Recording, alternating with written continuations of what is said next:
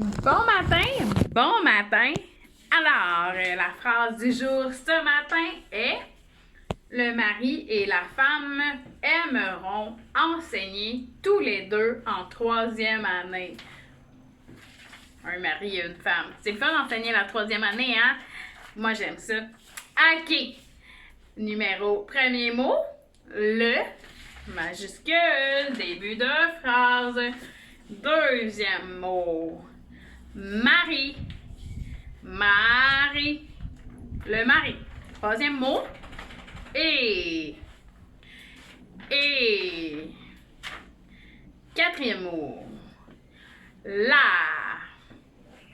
La. Cinquième mot, femme. Femme. Le mari et la femme. Prochain mot, aimeront.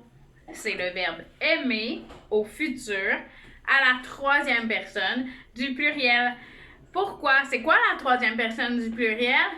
Je, première personne du pluriel. Tu, deuxième personne du... je, première personne singulier. Tu, deuxième personne singulier. Il, troisième personne singulier. Nous, première personne plurielle. Vous, deuxième personne plurielle. Il ou elle, troisième personne plurielle. Alors, aimeront, on est dans le futur. Futur, et c'est la troisième personne du pluriel. Aimeront. Écris-les comme tu penses. Petit indice, quand c'est le il au pluriel, souvent ça finit par un T. Le mari et la femme aimeront enseigner. Enseigner. Enseigner. C'est un verbe à l'infinitif qui se termine par ER ou ça se termine par E accent aigu. Oh là là.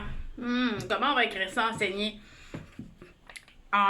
Écrit en, c'est, gne. Et là, le et à la fin, on va faire un petit truc. On va remplacer le mot enseigner par mordre. On va regarder si ça fonctionne. On va le remplacer par mordu. On va regarder si ça fonctionne. Si on est capable de remplacer le mot enseigner par mordre dans la phrase et que ça fait du sens, enseigner va se finir par ER. Si on est capable de le remplacer par mordu, ça va finir par E accent aigu. Faisons-le ensemble. Donc, tu es supposé d'avoir déjà écrit le reste, hein? Donc, je te montre ici. Donc, le mari et la femme aimeront enseigner, OK? Là, on va enlever enseigner et on va mettre mordre à la place. Le mari et la femme aimeront mordre ou le mari et la femme aimeront mordu. Qu'est-ce qui fait le plus de sens? Mordre ou mordu? Mordre. Le mari et la femme aimeront mordre. Donc, ça va finir par ER. Quand on peut remplacer par mordre, on finit le verbe par ER.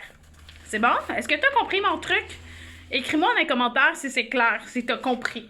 Parce qu'il y a beaucoup d'élèves que E accent aigu, ER, même en secondaire 4, ils savent pas encore si on met un accent aigu ou un ER. Donc, dis-moi si je t'ai un peu éclairé, puis si tu as compris.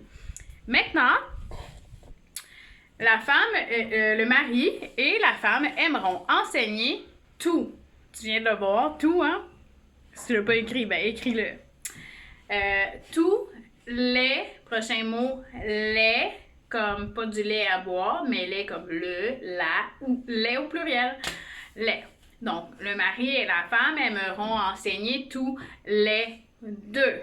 T'écris pas le chiffre, là. T'écris le chiffre 2 en lettres. Donc, 2, comment on écrit ça? Tous les deux. En troisième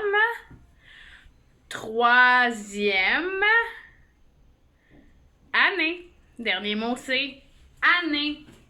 Mets un point à la fin de ta phrase Et, oui, bonjour les chiens. Je vous présente Chocolata et Negra. Negra! Allô! OK, maintenant que tu as vu mes chiens, je te souhaite une belle fin de journée. Oh, ben non, je t'ai pas montré la phrase au complet, excusez-moi. Je me suis fait déconcentrer par des chiens. OK, et voilà.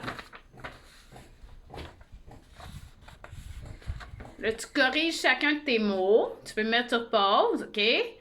Tu t'assures. Prends le temps de regarder chacun de tes mots pour voir si c'est bien écrit. Si c'est pas bien écrit, essaie de comprendre ton erreur. Si tu la comprends pas, tu peux écrire dans les commentaires « Je comprends pas mon erreur ». C'est bon? Bonne journée!